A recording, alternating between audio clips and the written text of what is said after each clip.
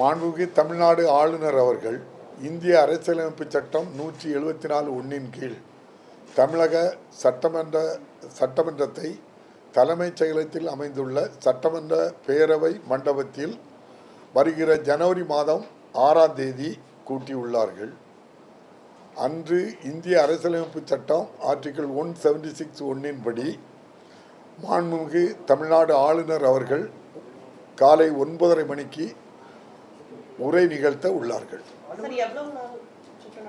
அதுதான் எல்லாருக்கும் உங்களுக்கு தெரியுமா? நாங்கள் தான் சொல்லக்கூடாத பிஏசி, அதுதான் நம்ம அலுவல் ஆய்வுக்குழு தான் பேசி முடிவு பண்ணோம். அலுவல் ஆய்வுக்குழு பேசி முடித்ததுக்கு பிறகு அதுபடி சபையை நடத்துறதுக்கு தான் சட்டப்பேரவைத் தலைவருக்கு உரிமை. ஒரே நாடு ஒரே தேர்தல் தொடர்பாக தீர்மானம் கொண்டு வருவது முதலமைச்சர் சொல்லியிருந்தாரு. இந்த கூட்டத்தில் ஒரு வாய்ப்பு இருக்காங்க. அது நீங்கள் முதலமைச்சர்கிட்ட தான் சொல்லணும். நீங்கள் சபாநாயகர்கிட்ட நீங்கள் பில்லு கொண்டு வரலான்னு கேட்க முடியுமா?